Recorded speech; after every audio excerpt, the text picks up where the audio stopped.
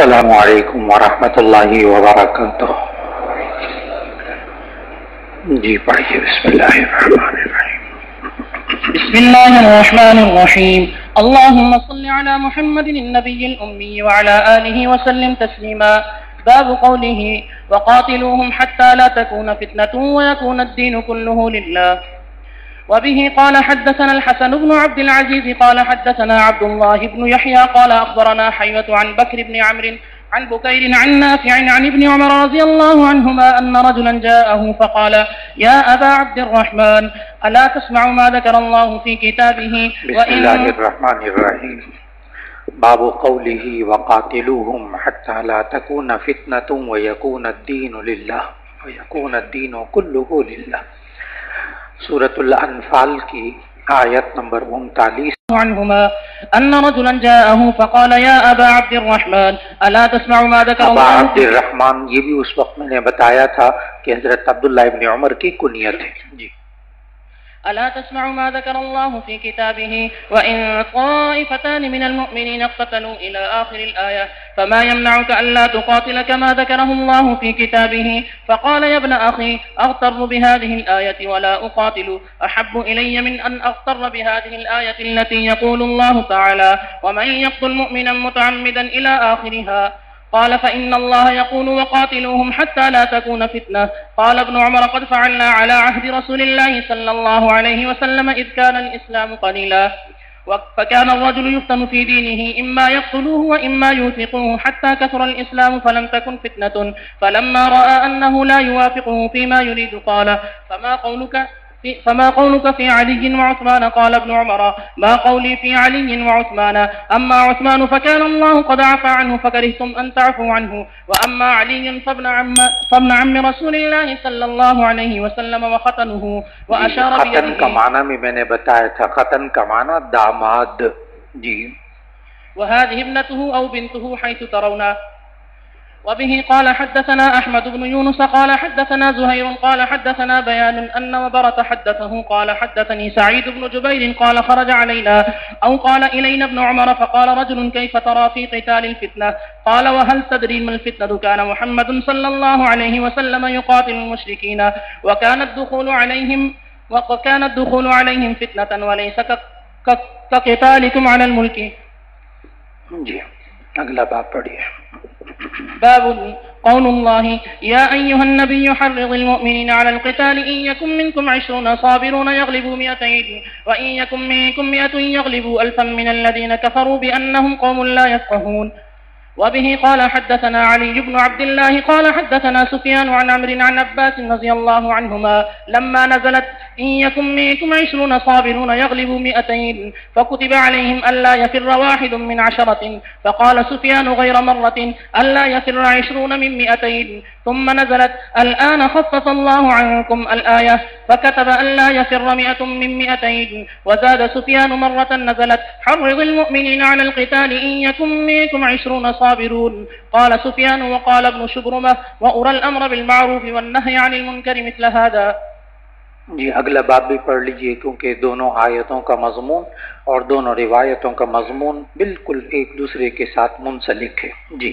باب قوله الآن خفف الله عنكم وعلم أن فيكم ضعفا إلى قوله والله مع الصابرين. وبه قال حدثنا يحيى بن عبد الله السلمي قال أخبرنا عبد الله بن المبارك قال أخبرنا جرير بن حازم قال أخبرني الزبير بن خريت عن عكرمة عن ابن عباس رضي الله عنهما قال لما نزلت إن يكن منكم 20 صابرون يغلبوا 200। ये ना 1-2 इंच जरा माइक दूर रखिएगा, ठीक? 1-2 इंच बस। जी। अब पढ़िए। شق ذلك على المسلمين حين فرض عليهم ألا يفر واحد من 10 فجاء التخفيف فقال الآن خفف الله عنكم الآن خفف الله عنكم وعلم أن فيكم ضعفا فإن يكن منكم 100 صابرة يغلبوا 200. قال فلما خفف الله عنهم من العدة نقص من الصبر بقدر ما خفف عنهم। जी। बिस्मिल्लाहिर्रहमानिर्रहीम। ये दोनों अबवाब जो हैं आपको उस वक्त तक समझ में नहीं आएंगे जब तक कि आप कुरान हकीम खोल कर सूरह अनफाल की आयत नंबर 65 और 66 के एक एक लफ्ज का मुताला नहीं करेंगे। आपको ये दोनों बाब और ये हदीसें समझ में नहीं आएंगी। تو پہلے قرآن حکیم کے اندر اس کو حل کر لیجیے. اور یہ ایسی جگہ ہے جو عام طور پر لوگ ترجمہ پڑھتے ہیں نا، ان کو یہ والی جگہ بالکل سمجھ میں نہیں آتی.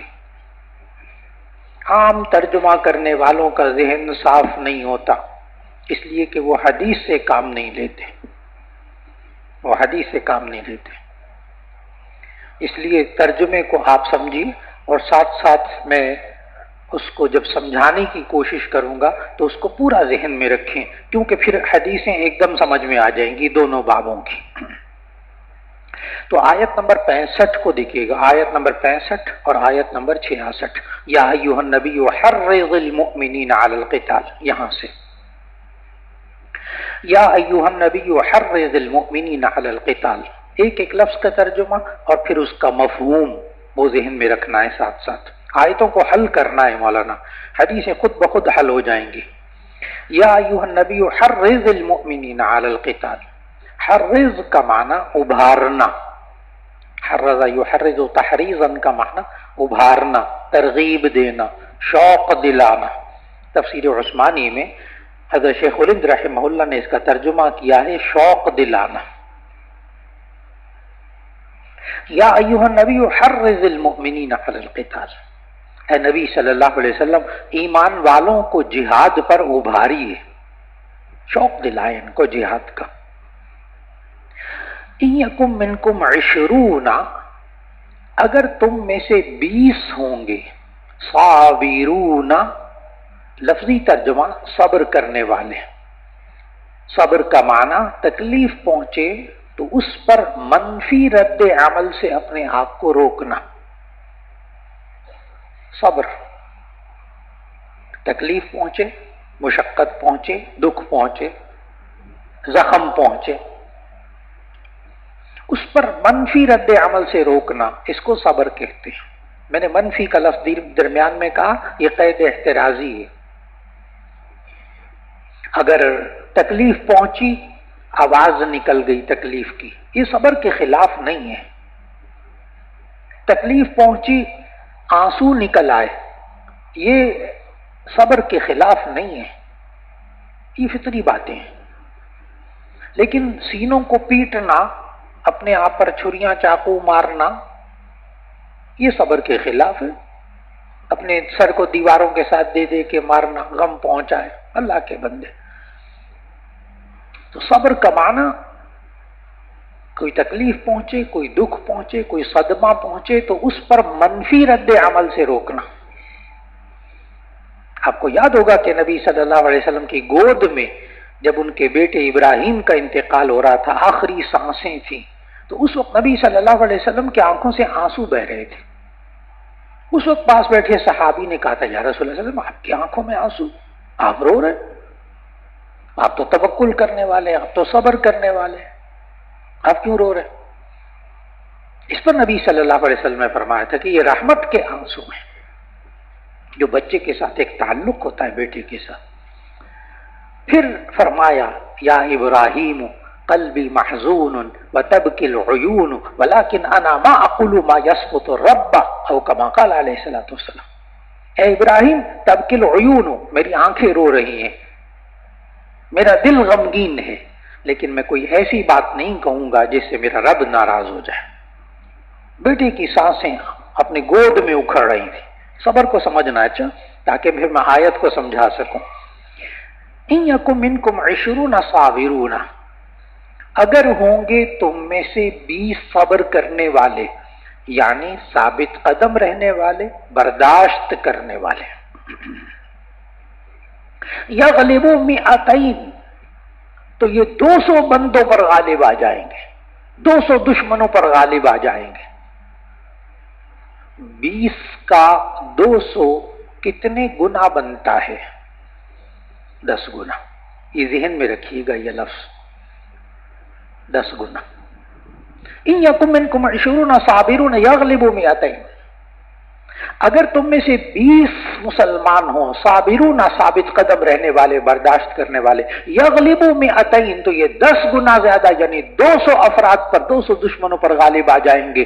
وَإِن يَكُن مِّنكُم 100 يَغْلِبُوا أَلْفًا مِّنَ الَّذِينَ كَفَرُوا، اور اگر تم میں سے 100 ہوں گے یہ 1000 پر غالب آ جائیں گے. اگر 100 ہوں گے تو 1000 پر غالب آ جائیں. یہ 1000 100 کا کیا ہے؟ 1000 100 کا کیا ہے؟ حساب وہی چل رہا ہے، پہلے والا حساب وہی چل رہا ہے. وَإِن يَكُن مِّنكُم مِّائَةٌ يَغْلِبُوا أَلْفًا مِّنَ الَّذِينَ كَفَرُوا، اور اگر تم میں سے 100 ہوں گے تو یہ 10 گنا زیادہ یعنی 1000 دشمنوں پر غالب آ جائیں گے. من الذین کفروا، ان لوگوں میں سے جنہوں نے کفر کیا، ان میں سے جو 1000 ہوں گے. بأنہم قوم لا یفقہون، اس بات کی وجہ سے کہ بے شک یہ سمجھتے ہی نہیں ہیں اس بات کو کہ ایمانی قوت والوں سے دشمن 10 گنا زیادہ بھی ہو تو یہ غالب آ جائیں گے. اس لیے اگر اس وقت اس آیت نمبر 65 کے نازل ہونے کے بعد جب یہ حکم نازل ہوا تو اس وقت اگر 20 مسلمان ہیں سامنے 200 کافر ہیں تو مسلمان کے لیے بھاگنا حرام تھا. میدان جنگ سے، جہاد سے بھاگنا حرام تھا. اور 100 مسلمانوں سامنے 1000 کافر ہو تو مسلمان کے لیے بھاگنا اس آیت کی وجہ سے حرام تھا. وہ اتنے زیادہ آگے بھاگو، جان بچاؤ، حرام تھا. کیوں؟ اللہ نے یہ حکم نازل کیا تھا. پہلے یہ آیت اچھی طرح سمجھنی ہے تب دوسری آیت سمجھ میں آئے گی، اس کے بغیر دوسری آیت سمجھ میں ہی نہیں آئے گی. پھر میں نے عرض کیا ہے کہ ترجمہ پڑھنے والوں کو یہ دونوں آیتیں سمجھ میں نہیں آتی، یہ حدیث پڑھنے والوں کو سمجھ میں آتی. یہ سب باتیں جو بتا رہا ہوں یہ حدیث میں آپ پڑھیں گے بھی. تو آپ نے یہ اصول سمجھا کہ اللہ نے پہلے جہاد سے فرار اپنی جان کو بچانے کی اجازت کب دی تھی؟ جب 10 گنا سے زیادہ. اگر 10 گنا ہو دشمن تو فرار کی اجازت نہیں تھی. لڑو، تم غالب آ گئے. یہاں تک بات مکمل ہو گئی. پہلے کتنا حکم تھا؟ 10 گنا کا. اب اگلی آیت پڑھیے گا، آیت نمبر 66 کا. ایک ایک لفظ حل ہو گیا اب اس آیت کا. چل اب اگلی آیت پڑھو. الآن خفف اللہ عنکم وعلم ان فیکم ضعفا، اب اللہ نے تم سے تخفیف کر دی ہے اور اللہ نے جان لیا ہے کہ تمہارے اندر کمزوری آ گئی. الآن خفف اللہ عنکم، اب اللہ نے تم پر تخفیف کر دی ہے. وعلم ان فیکم ضعفا، اور اس نے جان لیا ہے کہ بے شک تمہارے اندر کمزوری آ رہی ہے. اب تخفیف کیا ہے؟ اب ذرا غور سے آیت کو دیکھیے. فَإِن يَكُن مِّنكُم مِّئَةٌ صَابِرَةٌ يَغْلِبُوا مِئَتَيْنِ وَإِن يَكُن أَلْفٌ يَغْلِبُوا أَلْفَيْنِ بِإِذْنِ اللَّهِ وَاللَّهُ مَعَ الصَّابِرِينَ. اب آیت کا ترجمہ غور سے. الآن خفف اللہ عنکم وعلم ان فیکم ضعفا، اب اللہ نے تم سے تخفیف کر دی. وعلم ان فیکم ضعفا، اللہ نے جان لیا کہ بے شک تمہارے اندر کچھ کمزوری آ گئی ہے. فَإِن يَكُن مِّنكُم مِّئَةٌ صَابِرَةٌ يَغْلِبُوا مِئَتَيْنِ، اگر تم میں سے 100 ہوں گے صبر کرنے والے یعنی ثابت قدم رہنے والے، يَغْلِبُوا مِئَتَيْنِ تو یہ 200 پر غالب آ جائیں گے. یہ 100 کا 200 کیا ہے؟ دگنا. پہلے کیا تھا؟ تخفیف سمجھ میں آ گئی. فَإِن يَكُن مِّنكُم مِّئَةٌ صَابِرَةٌ يَغْلِبُوا مِئَتَيْنِ، اب اگر تم میں سے 100 ہوں گے صبر کرنے والے، صابرتن ثابت قدم رہنے والے، برداشت کرنے والے، يَغْلِبُوا مِئَتَيْنِ تو یہ کتنے پر غالب آ جائیں گے؟ 200 پر، دگنوں پر. وَإِن يَكُنْ أَلْفٌ يَغْلِبُوا أَلْفَيْنِ بِإِذْنِ اللَّهِ، اور اگر تم میں سے 1000 ہوں گے مسلمان، يَغْلِبُوا أَلْفَيْنِ تو یہ 200 کافروں پر غالب آ جائیں گے بِإِذْنِ اللَّهِ، اللہ کے حکم سے. کتنا ہو گیا؟ أَلْفٌ أَلْفَيْنِ، 1000 2000 کا کیا ہے؟ یعنی 2000 1000 کا کیا ہے؟ دگنا. واللہ مع الصابرین، اللہ صبر کرنے والوں کے ساتھ ہے، برداشت کرنے والوں کے ساتھ ہے. ثابت قدم رہنے والوں کے ساتھ ہے۔ اب دونوں آیتیں آپ کو بہت اچھی طرح سمجھ میں آ گئی۔ اب یہ حکم باقی، اب اگر 100 مسلمان ہوں، 200 کافر ہوں، تو ایسی صورت میں فرار عن الجہاد حرام ہے۔ پیچھے جو بات ہے نا اس کو سمجھنا ہے، ورنہ دونوں آیتوں سے یہ والا حکم سمجھ میں نہیں آ رہا، آپ کو الفاظ سے نہیں معلوم ہو رہا یہ بات یہاں کیا ہو رہی ہے۔ بات یہ ہو رہی ہے کہ کب آپ اپنی جان بچا کر پیچھے ہٹ سکتے۔ پہلے 10 گناہ کا تھا، اب کتنا ہو گیا؟ صرف 2 گناہ۔ بہت اچھی طرح دونوں آیتیں سمجھ میں آ گئی۔ اب پڑھیے گا حدیث تو آپ کو بہت اچھی طرح سمجھ میں آئے گی کتاب انشاءاللہ۔ وبه قال حدثنا علی بن عبداللہ، آپ جانتے ہیں ان کو امام علی بن المدینی کہتے ہیں۔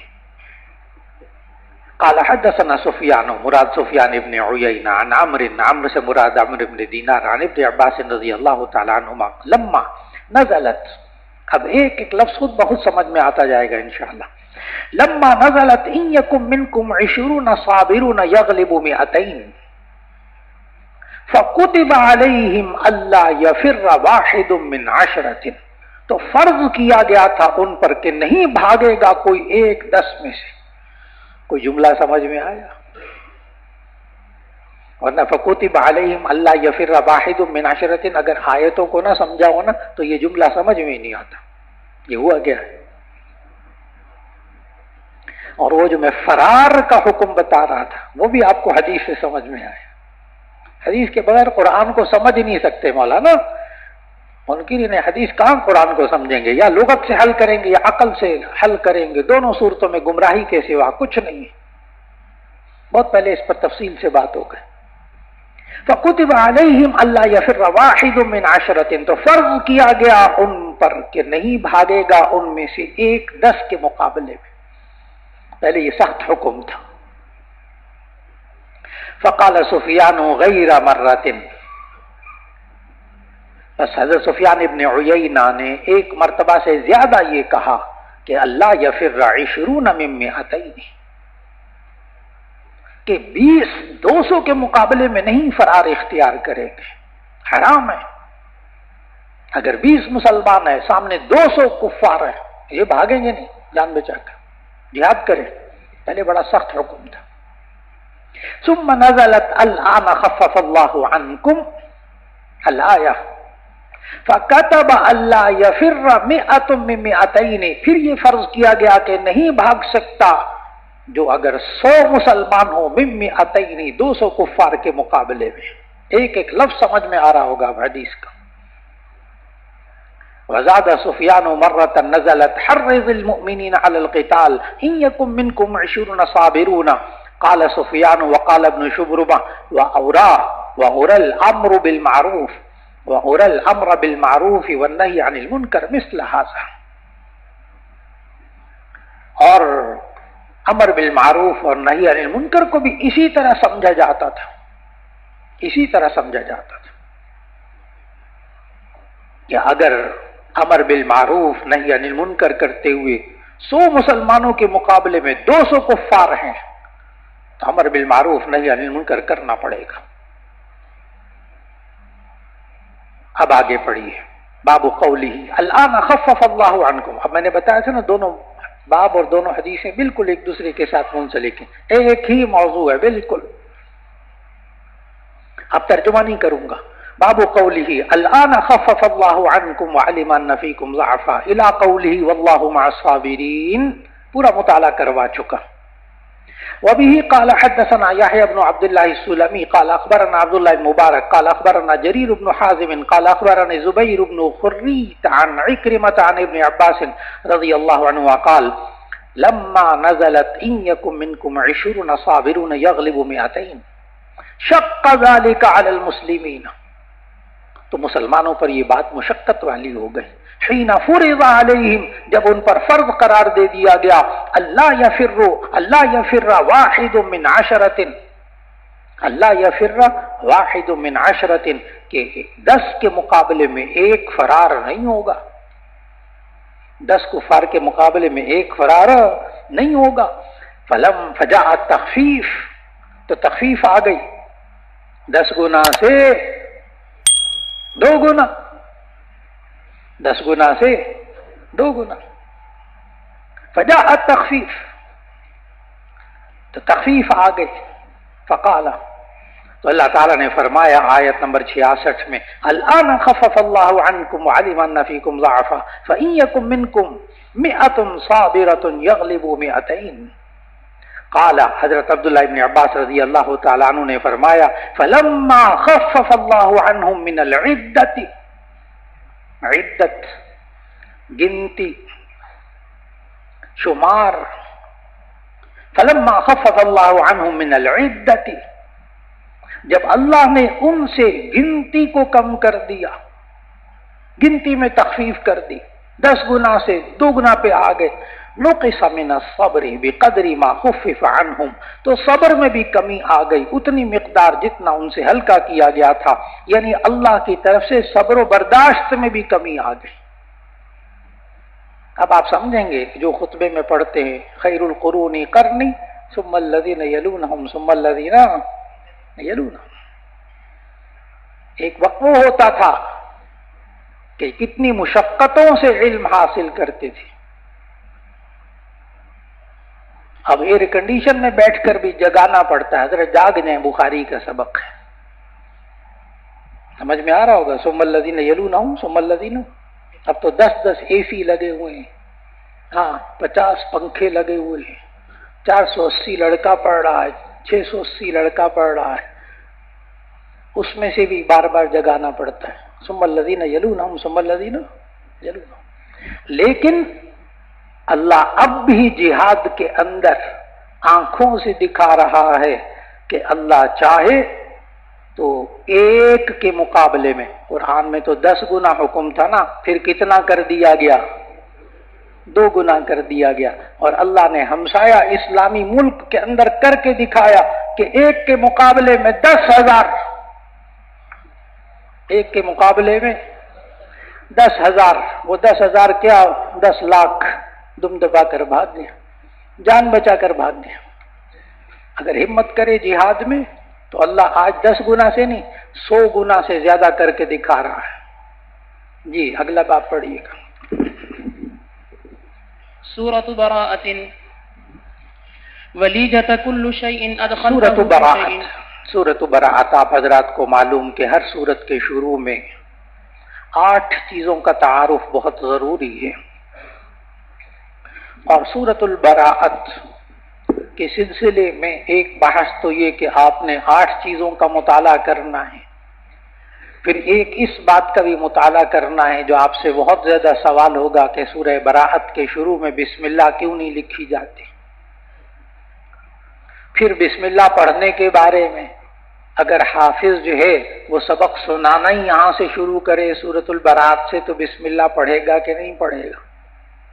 اگر پیچھے سے پڑھتا ہوا آ رہا ہے تو بسم اللہ پڑھے گا کہ نہیں پڑھے گا؟ اور اگر سورۃ البراءۃ کے درمیان سے شروع کرے گا تو بسم اللہ پڑھے گا کہ نہیں پڑھے گا؟ ساری بحثوں کو حل کرنا ہے انشاءاللہ. تو پہلے سورۃ البراءۃ کا تعارف لکھیے گا. سورۃ براءۃ، اس سورت کے 2 نام مشہور ہیں، یہ دونوں نام اس سورت میں آئے ہیں، ورنہ اس سورت کے 10 سے زیادہ نام، ورنہ اس سورت کے 10 سے زیادہ نام الاتقان فی علوم القرآن میں علامہ سیوطی نے لکھی. الاتقان فی علوم القرآن، مولانا اپنے پاس یہ ضرور رکھنا. اپنی چھوٹی سی جو لائبریری جو سال کے شروع میں ذکر کیا تھا کہ جو کتابیں بتاتا جاؤں وہ لکھتے جائیے، تو ان میں سے ایک یہ بھی ہے. اب 2 جلدوں میں ہے، اب اردو میں بھی آ گئی، پہلے عربی میں صرف دستیاب تھی تو اردو میں بھی ہے، اب عربی میں بھی ہے. الاتقان فی علوم القرآن، درس وغیرہ دونوں اس کا مطالعہ کرو، کمال کی کتاب ہے، قرآن کے بارے میں، قرآن کی معلومات کے بارے میں کمال کی کتاب ہے. تو اس سورت کے دو نام جو اس سورت کے اندر آئے، نمبر 1 سورۃ براءت، سورۃ براءت،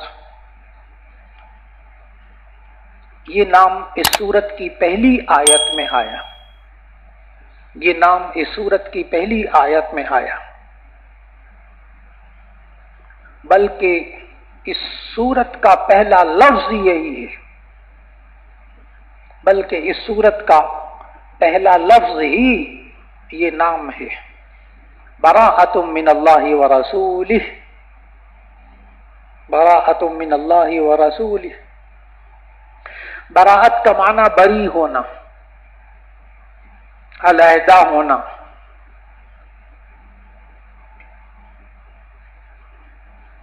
ان منافقین اور مشرکین، ان منافقین اور مشرکین کا اللہ سے بری ہونا، اللہ اور اس کے رسول سے بری ہونے کا ذکر ہے۔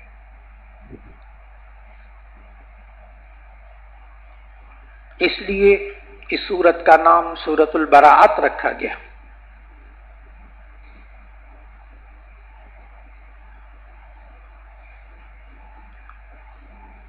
نام نمبر 2، سورت کا نام نمبر 2 سورۃ التوبہ، سورۃ التوبہ۔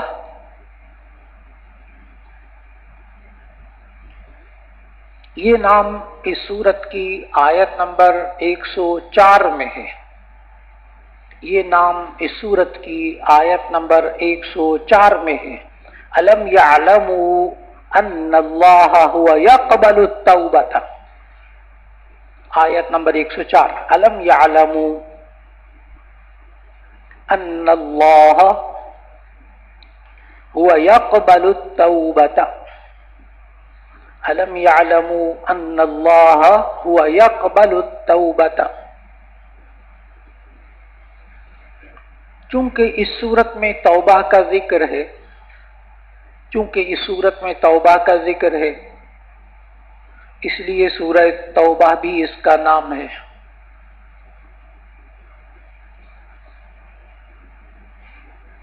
یہ مدنی صورت ہے، مدنی سمجھتے ہیں، ہجرت کے بعد نازل ہوئی، یہ مدنی صورت ہے۔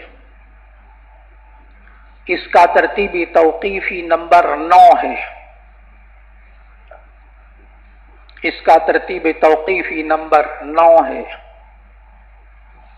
اس کا ترتیبی نزولی نمبر 113، 113۔ مولانا قرآن مجید کی کل کتنی سورتیں؟ 114، یہ آخری سے پہلے والی سورت ہے 113، اور سورت نمبر 114 آپ کے ذہنوں میں موجود ہے، اذا جاء نصر اللہ، سورۃ النصر۔ تو نزولی نمبر 113، آیات اس میں 129، 129 آیات 129، 129، رکوع اس میں 16، رکوع اس میں 16 ہے۔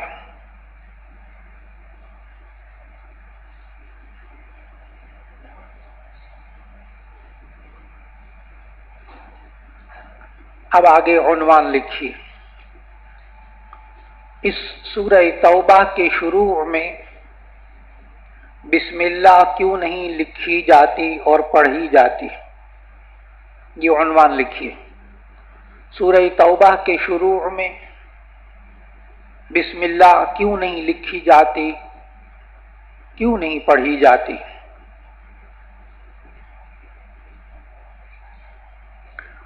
مفسرین نے اس سوال کے مختلف جوابات لکھے ہیں۔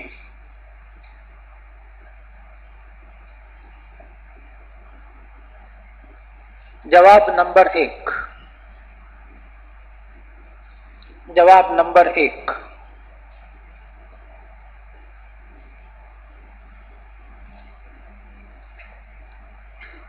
سورہ توبہ کے شروع میں بسم اللہ اس لیے نہیں لکھی جاتی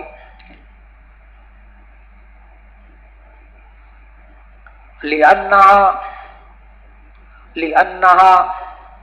نزلت لرفع الأمان، لأنها نزلت لرفع الأمان، وبسم الله أمان، وبسم الله أمان، یعنی بسم اللہ امان ہے،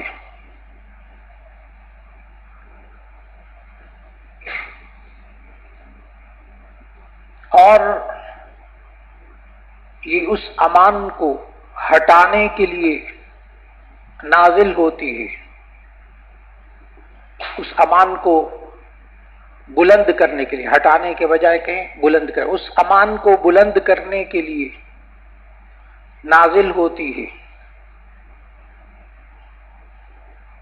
کیونکہ اس صورت کے اندر منافقین کی رسوائی بیان کی گئی ہے، منافقین کی رسوائی بیان کی گئی ہے، اس لیے اس سورت کے شروع میں بسم اللہ نہ لکھی جاتی ہے نہ پڑھی جاتی ہے۔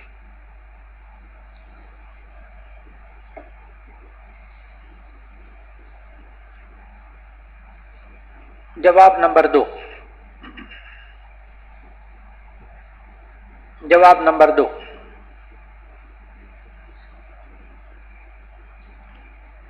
دراصل ہر سورت کے آغاز میں،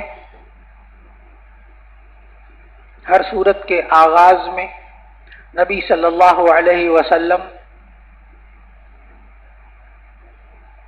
بسم اللہ لکھواتے تھے، بسم اللہ لکھواتے تھے،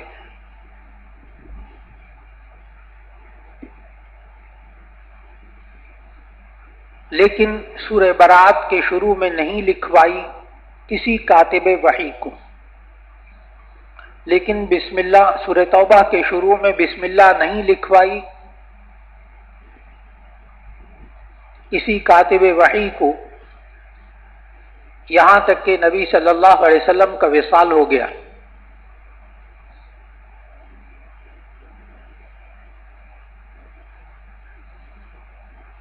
جواب نمبر 3، جواب نمبر 3، سورہ انفال میں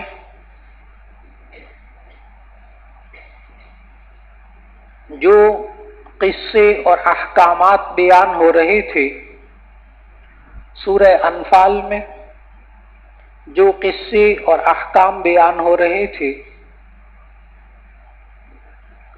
سورہ انفال میں بھی اسی کے مشابہ، سورہ انفال میں بھی، سورہ انفال میں جو قصے اور احکام بیان ہوئے تھے، سورہ براءت میں بھی وہی قصے مشابہ تھے،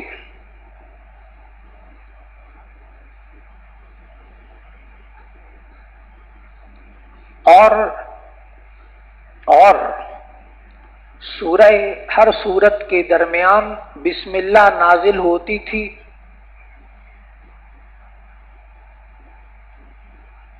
آگے لکھو انزلت للفصل بین السور،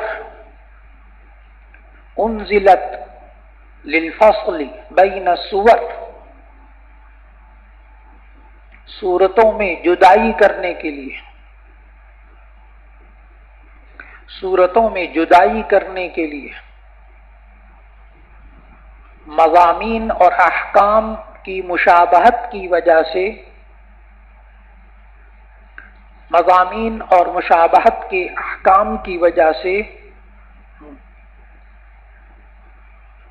احکام اور واقعات کی مشابہت کی وجہ سے یہاں بسم اللہ نازل ہی نہیں ہوئی،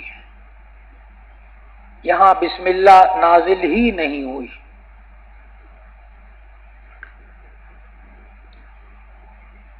ان جوابات کو ارشاد الساری شرح صحیح البخاری میں ان جوابات کو ارشاد الساری شرح صحیح البخاری میں علامہ کرمانی رحمہ اللہ نے ذکر کیا ہے، اور تفسیر بیضاوی میں امام بیضاوی نے ذکر کیا ہے۔ تفسیر بیضاوی میں امام بیضاوی رحمہ اللہ نے ذکر کیا ہے۔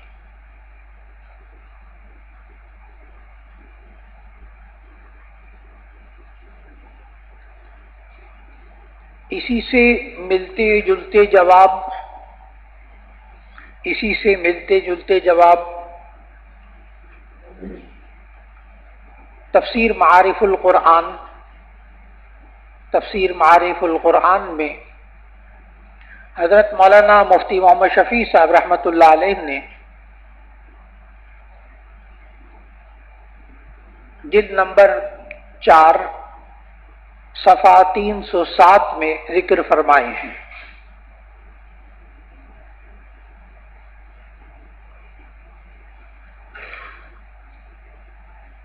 جواب نمبر 4، سورہ توبہ کے آغاز میں بسم اللہ نازل نہیں ہوئی۔ سورہ توبہ کے آغاز میں بسم اللہ نازل نہیں ہوئی، اس لیے لکھی نہیں گئی۔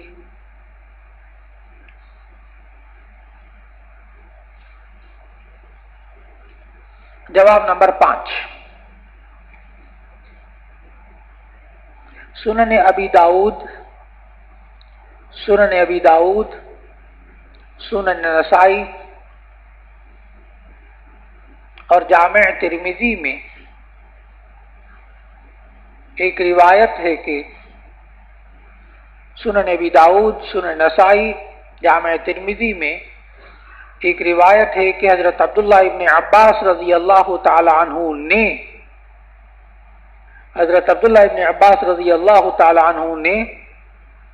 حضرت عثمان غنی رضی اللہ تعالی عنہ سے سوال کیا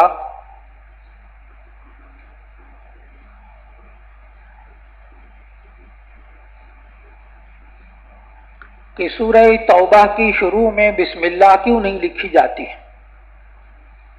کہ سورہ توبہ کے شروع میں بسم اللہ کیوں نہیں لکھی جاتی؟ حضرت عثمان غنی رضی اللہ تعالی عنہ نے جواب دیا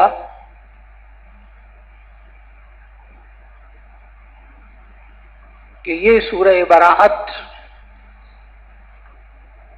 سورہ انفال کا جز ہے،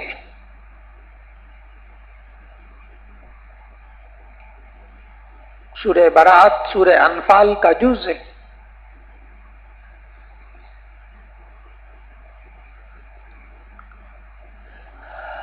اب آگے عنوان قائم کیجیے۔ اگر سورہ براءت سے قراءت شروع کریں یا درمیان سے قراءت شروع کریں تو بسم اللہ پڑھنی چاہیے یا نہیں؟ اگر سورہ براءت کی قراءت شروع کریں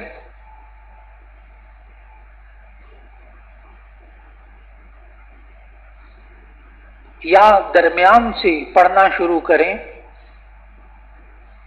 تو بسم اللہ پڑھیں گے یا نہیں؟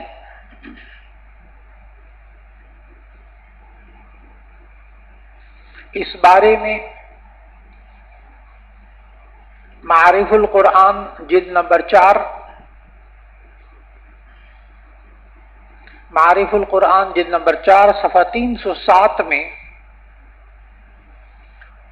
صفحہ 307 کا مطالعہ کیا جائے تو 3 اصول معلوم ہوتے ہیں۔ معارف القرآن جلد نمبر 4 صفحہ 307 کا مطالعہ کیا جائے تو 3 اصول معلوم ہوتے ہیں۔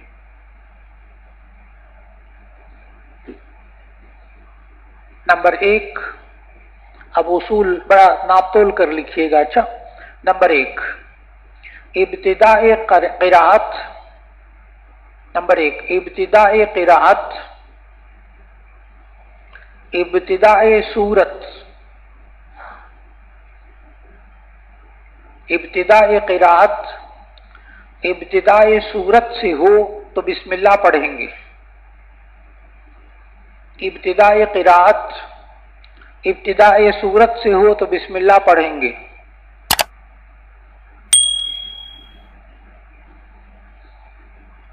نمبر 2، ابتداء قراءت درمیان سورت ہو، ابتداء قراءت درمیان سورت سے ہو تو بسم اللہ پڑھیں گے.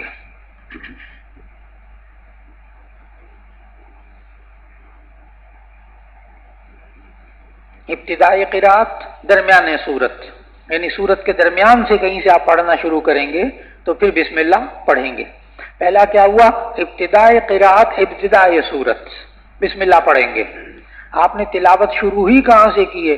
سورۃ التوبہ سے، تو آپ بسم اللہ پڑھیں گے. اس لیے نہیں کہ سورۃ توبہ کے شروع میں، اس لیے کہ آپ قراءت شروع کرنے لگے. اب نمبر 3 اصول سمجھ کر لکھیے گا. نمبر 3،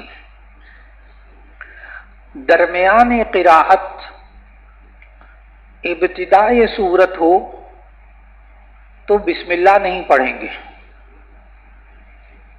درمیان قراءت ابتداء سورت ہو تو بسم اللہ نہیں پڑھیں گے.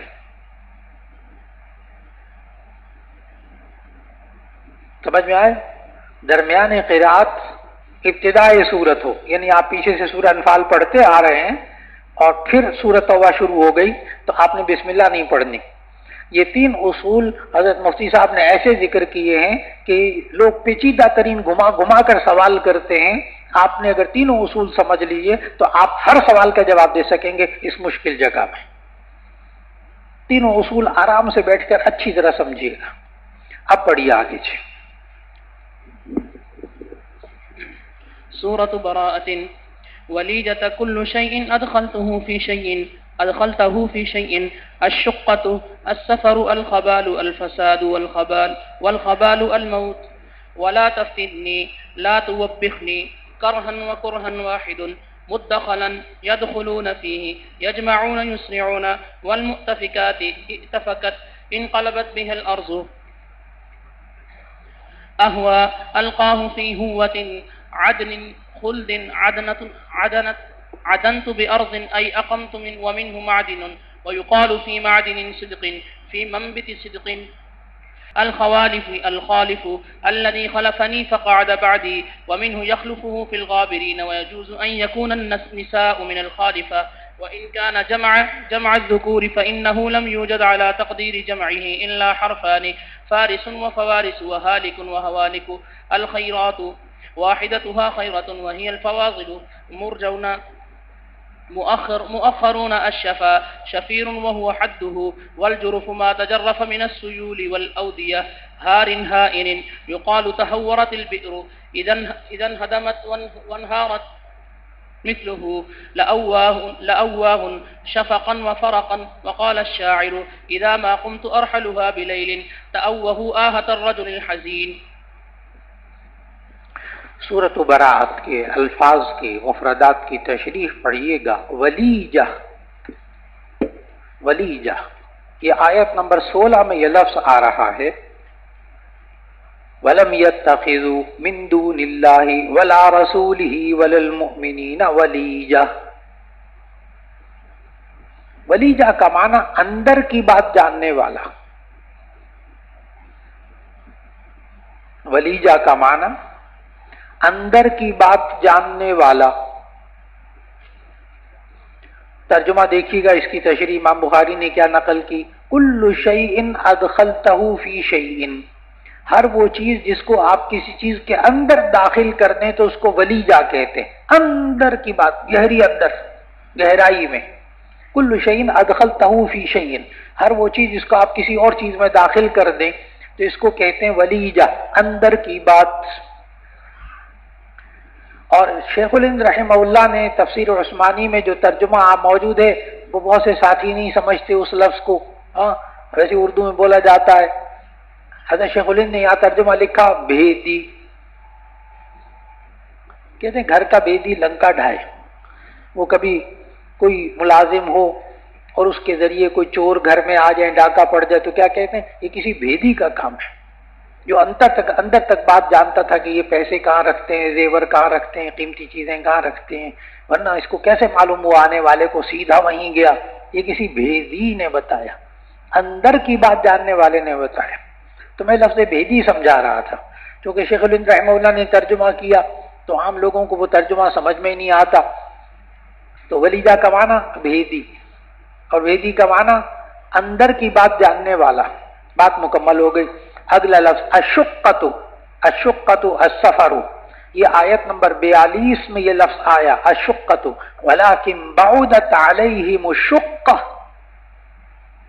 شقہ کا معنی السفر، مشقت والا کام، مراد یہاں سفر مرادی معنی، ورنہ مشقہ کا معنی تو مشقت ہے۔ ولیکن بعدت علیہم الشقہ، شقہ کا معنی یہاں سفر، مفہومی ترجمہ، وہ سفر جو مشقت والا ہو۔